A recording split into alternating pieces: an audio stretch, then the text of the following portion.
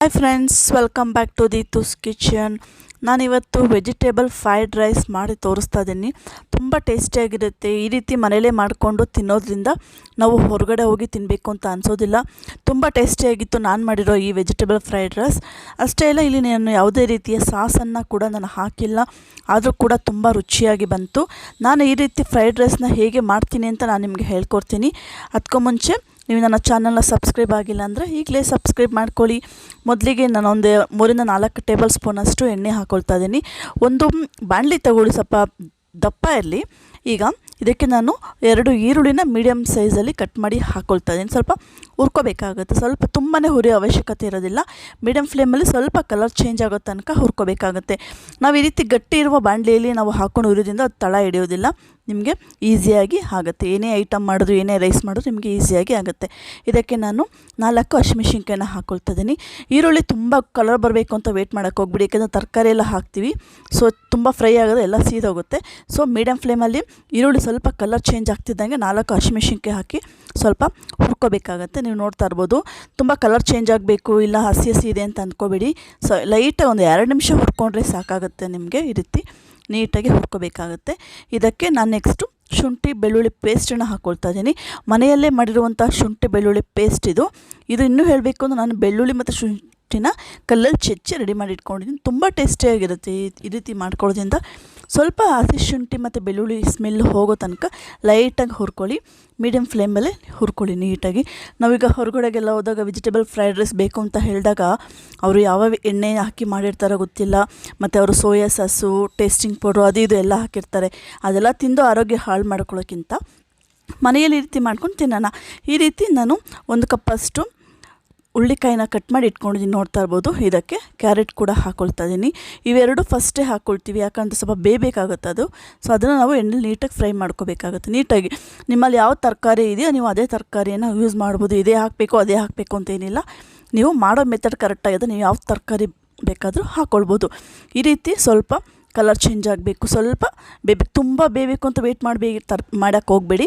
ತರಕಾರಿ ಒಂದು 70% ಬಂದರೆ ಸಾಕು.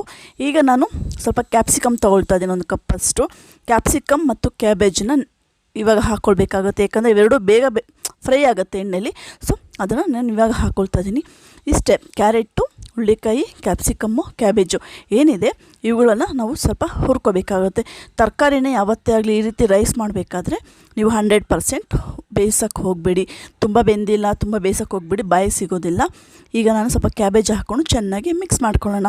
ಸ್ವಲ್ಪ ಅರ್ಧಂಬರ್ಧ ಬೆಂದಿದ್ರೆ ಟೇಸ್ಟ್ ಜಾಸ್ತಿ ಇರುತ್ತೆ ಈ ಫ್ರೈಡ್ ರೈಸಲ್ಲಿ, ತರಕಾರಿಗಳು ಎಸ್ಪೆಷಲಿ. ನೀವು ನೋಡ್ತಾ ಇರ್ಬೋದು, ನೀಟಾಗಿ ಮಿಕ್ಸ್ ಮಾಡ್ಕೊಳ್ಳಿ. ಇದನ್ನು ಮಾಡೋಕ್ಕೆ ನಿಮಗೆ ತುಂಬ ಟೈಮು ಬೇಕು ಅಂತ ಏನು ಅವಶ್ಯಕತೆನೇ ಇಲ್ಲ, ತುಂಬ ಬೇಗ ಆಗುತ್ತೆ. ಎಷ್ಟು ಬೇಗ ಆಗುತ್ತೆ ಅಂದರೆ, ರೈಸ್ ಒಂದು ರೆಡಿ ಮಾಡಿ ಇಟ್ಕೊಂಡ್ರೆ ಈ ರೀತಿ ತರಕಾರಿ ಹಾಕೋದು ಚಕ ಅಂತ ಅದು ಆಟೋಮೆಟಿಕ್ಕಾಗಿ ಆಗುತ್ತೆ, ತುಂಬ ಟೈಮ್ ಏನು ಬೇಕಾಗಿಲ್ಲ. ಕೆಲವೊಂದು ಸಲ ಮಾರ್ನಿಂಗ್ ಹೊತ್ತು ಏನು ಮಾಡೋದು, ಟಿಫನ್ನು ಅರ್ಧ ಗಂಟೆ ಟೈಮ್ ಇದೆ ಅಂತ ಯೋಚನೆ ಮಾಡಬೇಕಾದ್ರೆ ಈ ರೀತಿ ಫ್ರೈಡ್ ರೈಸ್ ಮಾಡ್ಕೊಳ್ಳಿ. ಮಕ್ಕಳಿಗೆ ತರಕಾರಿ ತಿಂದಂಗೂ ಆಗುತ್ತೆ, ಒಳ್ಳೆ ಟೇಸ್ಟ್ ಕೂಡ ಸಿಗುತ್ತೆ, ಆರೋಗ್ಯವಾಗಿ ಕೂಡ ಇರ್ತಾರೆ. ಈ ರೀತಿ ಚೆನ್ನಾಗಿ ಮಿಕ್ಸ್ ಮಾಡ್ಕೋಬೇಕಾಗುತ್ತೆ. ನೀವು ನೋಡ್ತಾ ಇರ್ಬೋದು, ಮೀಡಿಯಮ್ ಫ್ಲೇಮಲ್ಲೇ ಮಾಡ್ಕೊಳ್ಳಿ, ಯಾಕಂದರೆ ಸೀದೋಗೋ ಚಾನ್ಸಸ್ ಇರುತ್ತೆ. ನೀಟಾಗಿ ಸ್ವಲ್ಪ ಇದೆಲ್ಲ ತರಕಾರಿ ಬೆಂದಿದೆ ಅಂತ ನಿಮ್ಗೆ ಅನಿಸಿದ್ಮೇಲೆ ನಾವು ರುಚಿಗೆ ತಕ್ಕಷ್ಟು ಉಪ್ಪು ಹಾಕ್ಕೊಳ್ಳೋಣ. ಅದಕ್ಕೂ ಮುಂಚೆ ನೀವೇನಾದರೂ ಫಸ್ಟ್ ಟೈಮ್ ನನ್ನ ಚಾನಲ ನೋಡ್ತಾ ಇದ್ದರೆ ಈಗಲೇ ಸಬ್ಸ್ಕ್ರೈಬ್ ಮಾಡ್ಕೊಳ್ಳಿ. ಹಾಗೆ ನಾನು ಹಾಕೋ ವೀಡಿಯೋಸ್ ನಿಮಗೆ ನೋಟಿಫಿಕೇಷನ್ ಬರ್ತಾ ಇಲ್ಲ ಅಂದರೆ ಈಗಲೇ ಬೆಲ್ ಬಟನ್ ಐಕಾನ್ ಇದೆಯಲ್ಲ, ಅದು ಪ್ರೆಸ್ ಮಾಡಿ ಆಲ್ ನೋಟಿಫಿಕೇಷನ್ ಕೊಡಿ, ನಾನು ಹಾಕೋ ವೀಡಿಯೋಸ್ ಎಲ್ಲ ನೋಡಿ. ಈಗ ರುಚಿಗೆ ತಕ್ಕಷ್ಟು ಉಪ್ಪು ಹಾಕ್ಕೊಳ್ಳೋಣ. ಫಸ್ಟು 1 ಟೇಬಲ್ ಸ್ಪೂನಷ್ಟು ಹಾಕ್ಕೊಳ್ಳೋಣ. ಕಮ್ಮಿ ಆದರೆ ಜಾಸ್ತಿ ಹಾಕ್ಕೊಳ್ಬೋದು, ಬಟ್ ಜಾಸ್ತಿ ಆದರೆ ಚೆನ್ನಾಗಿರೋದಿಲ್ಲ. ಸ್ವಲ್ಪ ನೀಟಾಗಿ ನಾವು ಈ ರೀತಿ ಚೆನ್ನಾಗಿ ಮಿಕ್ಸ್ ಮಾಡ್ಕೊಳ್ಳೋಣ. ತುಂಬ ಈಸಿ ಇದೆಲ್ಲ ರೆಸಿಪಿ, ನೋಡ್ತಾ ಇರ್ಬೋದು. ವೆಜಿಟೇಬಲ್ಸ್ ಆರೋಗ್ಯಕ್ಕೆ ಎಷ್ಟು ಒಳ್ಳೆಯದಲ್ಲ, ತುಂಬ ಚೆನ್ನಾಗಿರುತ್ತೆ. ಮಕ್ಕಳು ಡೈರೆಕ್ಟಾಗಿ ವೆಜಿಟೇಬಲ್ ತಿನ್ನಲ್ಲ ಅಂತ ಅಂದಾಗ ಈ ರೀತಿ ಮಾಡ್ಕೊಳ್ಳಿ, ರುಚಿ ಜೊತೆಗೆ ಆರೋಗ್ಯಕರವಾಗಿರುತ್ತೆ. ಹೀಗೆ ನೀಟಾಗಿ ನಾವು ಚೆನ್ನಾಗಿ ಮಿಕ್ಸ್ ಮಾಡ್ಕೋಬೇಕಾಗತ್ತೆ. ನಿಮಗೇನೋ ಉಪ್ಪು ಕಮ್ಮಿ ಅಂತ ಬೇಕಾ ಲಾಸ್ಟಲ್ಲಿ ನೋಡಿ ಹಾಕ್ಕೊಳ್ಬೋದು. ಈ ರೀತಿ ಸ್ವಲ್ಪ ಚೆನ್ನಾಗಿ ಮಿಕ್ಸ್ ಮಾಡ್ಕೋಬೇಕಾಗತ್ತೆ. ನೀವು ನೋಡಿ ಈ ರೀತಿ. ನೆಕ್ಸ್ಟ್ ಇವಾಗ ಇದಕ್ಕೆ ನಾನು 1.5 ಟೇಬಲ್ ಸ್ಪೂನಷ್ಟು ಗರಂ ಮಸಾಲೆಯನ್ನು ಯೂಸ್ ಮಾಡೋಣ. ಗರಂ ಮಸಾಲೆಯಲ್ಲಿ ಏನಕ್ಕೆ ಹಾಕ್ತೀವಿ ಅಂದರೆ ಫ್ರೈಡ್ ರೈಸು ಒಳ್ಳೆ ಟೇಸ್ಟ್ ಕೊಡುತ್ತೆ, ಅದಕ್ಕೆ ಎಲ್ಲರೂ ಕೂಡ ಗರಂ ಮಸಾಲೆ ಹಾಕ್ತಾರೆ ಈ ಫ್ರೈಡ್ ರೈಸಲ್ಲಿ. ನಾನಿವಾಗ ಇದಕ್ಕೆ 1.5 ಸ್ಪೂನಷ್ಟು ಗರಂ ಮಸಾಲೆ ಹಾಕ್ಕೊಳ್ತಾ ಇದ್ದೀನಿ. ನಿಮಗೆ ಗರಂ ಮಸಾಲೆ ಇಷ್ಟ ಆಗಲ್ಲ ಬೇಡ ಅಂತಂದರೆ ನೀವು ಸ್ಕಿಪ್ ಮಾಡ್ಬೋದು, ಸ್ವಲ್ಪ ಟೇಸ್ಟ್ ಕಮ್ಮಿ ಆಗುತ್ತೆ ಅಷ್ಟೇ, ಬಟ್ ಚೆನ್ನಾಗಿರುತ್ತೆ. ನಾನಿವಾಗ 1.5 ಟೇಬಲ್ ಸ್ಪೂನಷ್ಟು ಗರಂ ಮಸಾಲ ಹಾಕ್ಕೊಳ್ತಾ ಇದ್ದೀನಿ. ನಾನಿವತ್ತು ಆರ್ಚಿ ಅವ್ರದ್ದು ಗರಂ ಮಸಾಲ ಹಾಕ್ಕೊಳ್ತಾ ಇದ್ದೀನಿ. ತುಂಬ ಟೇಸ್ಟಿಯಾಗಿರುತ್ತೆ ಈ ಆರ್ಚಿ ಗರಂ ಮಸಾಲ. ಗರಂ ಮಸಾಲ ಹಾಕ್ಕೊಂಡ್ಮೇಲೆ ಚೆನ್ನಾಗಿ ಮಿಕ್ಸ್ ಮಾಡ್ಕೋಬೇಕಾಗುತ್ತೆ. ಲೋ ಫ್ಲೇಮ್ ಇಟ್ಕೊಂಬಿಡಿ ಫುಲ್. ಇವಾಗ ನೀಟಾಗಿ ಮಿಕ್ಸ್ ಮಾಡ್ಕೊಳ್ಳಿ. ಹೀಗೆ ನೋಡ್ತಾ ಇರ್ಬೋದು, ತುಂಬ ಟೇಸ್ಟಿಯಾಗಿರುತ್ತೆ ಅಲ್ಲ. ಖಂಡಿತವಾಗ್ಲೂ ನಿಮಗೆ ಈ ರೆಸಿಪಿ ಇಷ್ಟ ಆಗುತ್ತೆ. ಇಷ್ಟ ಆದರೆ ನೀವೇನು ಮಾಡಿ ಅಂದರೆ ಲೈಕ್ ಮಾಡಿ, ಶೇರ್ ಮಾಡಿ, ಕಮೆಂಟ್ ಮಾಡಿ. ಅಷ್ಟೇ ಅಲ್ಲ, ನೀವು ಮೊದಲು ಮನೇಲಿ ಟ್ರೈ ಮಾಡಿ ನನಗೆ ಬಂದು ಕಮೆಂಟ್ ಮಾಡಿ ಹೇಗಿತ್ತು ಅಂತ ಹೇಳ್ತೀರಾ ರೆಸಿಪಿ. ಮಕ್ಕಳಿಗಂತೂ ಬ್ರೇಕ್ಫಾಸ್ಟ್ ಈ ಥರ ಮಾಡಿಕೊಟ್ರೆ ಎಷ್ಟು ಖುಷಿಯಾಗಿ ತಿಂತಾರೆ ಅಂದರೆ, ಡೈಲಿ ನಮಗೆ ಒಂದು ಯಾವಾಗಲೂ ಯೋಚನೆ ಇರುತ್ತೆ ಏನು ಟಿಫನ್ ಮಾಡೋದು, ಏನು ಬ್ರೇಕ್ಫಾಸ್ಟ್ ಮಾಡೋದು ಅಂತ. ಆ ಟೈಮಲ್ಲಿ ಈ ರೀತಿ ತರಕಾರಿಯಿಂದ ಮಾಡಿಕೊಡೋದ್ರಿಂದ ತುಂಬ ಟೇಸ್ಟಿಯಾಗಿರುತ್ತೆ. ಅಷ್ಟೇ ಅಲ್ಲ, ತುಂಬ ಹೆಲ್ದಿಯಾಗಿರುತ್ತೆ. ಹೊರಗಡೆ ಹೋದಾಗ ದುಡ್ಡು ಕೊಟ್ಟು ಆರೋಗ್ಯ ಕೆಡಿಸ್ಕೊಳ್ಳೋದು ಬದಲು ಮನೇಲೇ ಮಾಡಿಕೊಂಡು ತಿನ್ನೋಣ. ನೆಕ್ಸ್ಟ್ ನಾನಿವಾಗ 1 ಕಪ್ಪಷ್ಟು ಇಲ್ಲಿ ರೈಸ್ ತೊಗೊಂಡಿದ್ದೀನಿ. ನಾನು ಬಾಸುಮತಿ ರೈಸನ್ನು ಇಲ್ಲಿ ಬಳಸ್ತಾ ಇದ್ದೀನಿ. ನೀವು ಬಾಸುಮತಿ ರೈಸ್ ಇಲ್ಲ ಅಂದರೆ ಜೀರಾ ರೈಸು ಅಥವಾ ನಿಮ್ಮ ಮನೇಲಿ ಯಾವ ರೈಸ್ ಬಳಸ್ತೀರೋ ಅದೇ ಹಾಕ್ಕೊಳ್ಬೋದು. ಬಾಸುಮತಿ ರೈಸ್ ಹಾಕ್ಕೊಳ್ಳೋದ್ರಿಂದ ನಿಮಗೆ ಒಳ್ಳೆ ಟೇಸ್ಟ್ ಕೊಡುತ್ತೆ. ಹೇಳಬೇಕು ಅಂದರೆ ತುಂಬ ರುಚಿಯಾಗಿರುತ್ತೆ. ನೀವು ಹೊರಗಡೆ ತಿಂದ ಹಾಗೇ ಫೀಲ್ ಆಗುತ್ತೆ ನಿಮಗೆ, ಅಷ್ಟು ಚೆನ್ನಾಗಿರುತ್ತೆ. ಈ ರೀತಿ ರೈಸ್ ಹಾಕಿದ್ಮೇಲೆ ನಾವು ಚೆನ್ನಾಗಿ ಮಿಕ್ಸ್ ಮಾಡ್ಕೊಳ್ತಾ ಬೇಕು. ನೀವು ನೋಡ್ತಾ ಇರ್ಬೋದು, ನಿಮಗೆ ಆಲ್ಮೋಸ್ಟ್ ಗೊತ್ತಾಗೋಗಿರುತ್ತೆ ಇದು ಹೇಗಿರುತ್ತೆ ಟೇಸ್ಟ್ ಅಂಥೇಳಿ. ತುಂಬ ಚೆನ್ನಾಗಿತ್ತು. ನಾನಂತೂ 1-2 ಸಲ ಹಾಕ್ಕೊಂಡು ತಿಂದೆ, ಅಷ್ಟು ಚೆನ್ನಾಗಿತ್ತು. ನೋಡಿ ಈ ರೀತಿ. ಇದಕ್ಕೆ ನಾವು ಇಲ್ಲಿ ಯಾವುದೇ ರೀತಿಯ ಸಾಸ್ ಹಾಕೋ ಅವಶ್ಯಕತೆನೇ ಇಲ್ಲ. ಅಷ್ಟು ಚೆನ್ನಾಗಿರುತ್ತೆ ರುಚಿ. ನಿಮ್ಮ ಮನೇಲೇ ಬೇಕಾದ್ರೆ ಟ್ರೈ ಮಾಡಿರಿ. ನೀವೇ ಬಂದು ನನಗೆ ಕಮೆಂಟ್ ಮಾಡ್ತೀರಾ ಮೇಡಮ್ ತುಂಬ ಚೆನ್ನಾಗಿ ಬಂತು ಅಂತೇಳಿ. ಅಷ್ಟು ಚೆನ್ನಾಗಿರುತ್ತೆ. ಈ ಥರ ಡಿಫ್ರೆಂಟಾಗಿ ನಾವು ಟಿಫನ್ ಮಾಡ್ಕೊಳ್ತಾ ಇದ್ದರೆ ಬ್ರೇಕ್ಫಾಸ್ಟು ನಮಗೆ ಪ್ರತಿದಿನವೂ ಖುಷಿಯಾಗುತ್ತೆ. ಏನಾದರೂ ಬ್ರೇಕ್ಫಾಸ್ಟಿಂದ ಖುಷಿಯಿಂದ ಮಾಡೋಕ್ಕೆ ಸ್ಟಾರ್ಟ್ ಮಾಡ್ತೀವಿ. ನೋಡಿ ಈ ರೀತಿ ನೀಟಾಗಿ ಎಲ್ಲ ಮಿಕ್ಸ್ ಮಾಡ್ಕೊಂಡಲ್ವ. ನೆಕ್ಸ್ಟ್ ನಾನು ಇದಕ್ಕೆ ಪೆಪ್ಪರ್ ಪೌಡ್ರನ್ನ ಹಾಕ್ಕೊಳ್ತಾ ಇದ್ದೀನಿ. ನಾನು ಇವತ್ತು ಪೆಪ್ಪರ್ ಪೌಡ್ರನ್ನ ಮನೆಯಲ್ಲೇ ಮಾಡಿರುವಂಥ ಪೆಪ್ಪರ್ ಪೌಡರ್ ಇದು. ನೀವು ನೋಡ್ತಾ ಇರ್ಬೋದು ತರ್ತರಿಯಾಗಿದೆ. ಸೊ ಅಂಗಡಿದು ಪೆಪ್ಪರ್ ಪೌಡ್ರ್ ಹಾಕ್ಕೊಳ್ತೀನಿ ಅಂದರೆ ನೀವು 1.5 ಟೇಬಲ್ ಸ್ಪೂನಷ್ಟು ಅಥವಾ 2 ಹಾಕ್ಕೊಳ್ಳಿ. ನಿಮಗೆ ಖಾರಕ್ಕೆ ನೋಡಿಕೊಂಡು ಹಾಕ್ಕೊಳ್ಳಿ. ನಾನು ಮನೆಯಲ್ಲೇ ಮಾಡಿಕೊಂಡ ಪೆಪ್ಪರ್ ಪೌಡ್ರ್ ಆದ್ದರಿಂದ 1 ಟೇಬಲ್ ಸ್ಪೂನಷ್ಟು ಹಾಕ್ಕೊಳ್ತಾ ಇದ್ದೀನಿ.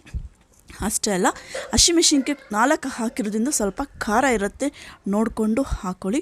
ನೋಡಿ, ನಿಮ್ಮಲ್ಲಿ ಏನಾದರೂ ಸಾಸ್ ಇದೆ ಮನೆಯಲ್ಲಿ, ಸೋಯಾ ಸಾಸ್ ಹಾಕಬೇಕು ಅಂತ ಅಂದ್ಕೊಂಡ್ರೆ ನೀವು ಈ ಟೈಮಲ್ಲಿ ಲೈಟಾಗಿ 1/2 ಟೇಬಲ್ ಸ್ಪೂನಷ್ಟು ನೀವು ಸೋಯಾ ಸಾಸ್ ಹಾಕ್ಕೊಳ್ಬೋದು. ನೋಡಿ, ಹೊರಗಡೆ ಸಿಗುವ ಫ್ರೈಡ್ ರೈಸ್ಗಿಂತ ಇದು ತುಂಬ ಆರೋಗ್ಯಕರವಾಗಿರುತ್ತೆ.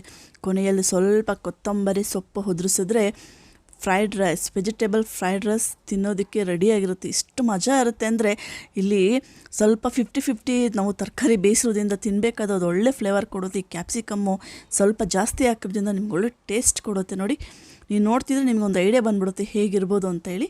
ಖಂಡಿತವಾಗ್ಲೂ ನಿಮಗೆ ಈ ರೆಸಿಪಿ ಇಷ್ಟ ಆಗುತ್ತೆ. ಇಷ್ಟ ಆದರೆ ಈಗಲೇ ಲೈಕ್ ಮಾಡಿ, ಶೇರ್ ಮಾಡಿ, ಕಮೆಂಟ್ ಮಾಡಿ.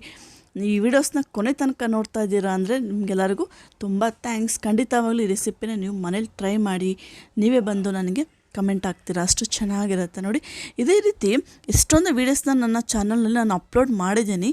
ನನ್ನ ಚಾನಲ್ನ ವಿಸಿಟ್ ಮಾಡಿದ್ರೆ ನಿಮ್ಗೆ ಯಾವ್ದು ಬೇಕು, ಸ್ವೀಟ್ಸ್ ಆಗಲಿ, ಸ್ನ್ಯಾಕ್ಸ್ ಆಗಲಿ, ಬ್ರೇಕ್ಫಾಸ್ಟು, ಲಂಚ್, ಡಿನ್ನರ್, ಈ ಥರ ನಾನು ಎಷ್ಟೋ ಕ್ಯಾಟಗರೀಲಿ ನಾನು ವೀಡಿಯೋಸ್ಗಳನ್ನು ಹಾಕ್ಕೊಳ್ತಾ ಬಂದಿದ್ದೀನಿ. ನನ್ನ ಚಾನಲ್ನ ವಿಸಿಟ್ ಮಾಡಿ, ಹಾಗೆ ನೀವು ನನಗೆ ಸಪೋರ್ಟ್ ಮಾಡಿ. ಅಷ್ಟೇ ಅಲ್ಲ, ನೀವು ಸಬ್ಸ್ಕ್ರೈಬ್ ಮಾಡೋದಲ್ಲ, ನಿಮ್ಮ ಫ್ಯಾಮಿಲಿ ಮೆಂಬರ್ಸ್ಗೆ ಶೇರ್ ಮಾಡಿ, ಕಮೆಂಟ್ ಮಾಡೋಕ್ಕೆ ಹೇಳಿ, ಅವ್ರಿಗೂ ಸಬ್ಸ್ಕ್ರೈಬ್ ಮಾಡ್ಕೊಳ್ಳೋಕೆ ಹೇಳಿ. ಏಕೆಂದರೆ ಈ ಥರ ಆರೋಗ್ಯಕರವಾದ ರೆಸಿಪಿಗಳನ್ನು ಮಿಸ್ ಮಾಡ್ಕೊಳ್ಳೋದು ಬೇಡ ಅಲ್ಲ. ಅಷ್ಟೇ ಅಲ್ಲ, ನನ್ನ ಹಾಕೋ ವೀಡಿಯೋಸ್ ನಿಮಗೆ ನೋಟಿಫಿಕೇಷನ್ ಬರಬೇಕು ಅಂದರೆ ಈಗಲೇ ಬೆಲ್ ಐಕನ್ ಕ್ಲಿಕ್ ಮಾಡಿ ಆಲ್ ನೋಟಿಫಿಕೇಷನ್ ಕೊಡಿ. ನೋಡಿ, ರುಚಿಯಾದ ಫ್ರೈಡ್ ರೈಸ್ ಎಷ್ಟು ಚೆನ್ನಾಗಿ ಬಂದಿದೆ ಅಂದರೆ, ಖಂಡಿತವಾಗ್ಲೂ ಈ ವಿಡಿಯೋ ಇಷ್ಟ ಆಗಿದ್ದರೆ ಲೈಕ್ ಮಾಡಿ, ಶೇರ್ ಮಾಡಿ, ಕಮೆಂಟ್ ಮಾಡಿ. ಅದಕ್ಕೂ ಮುಂಚೆ ನನ್ನ ಚಾನಲ್ನ ಸಬ್ಸ್ಕ್ರೈಬ್ ಮಾಡಿ. Thank you.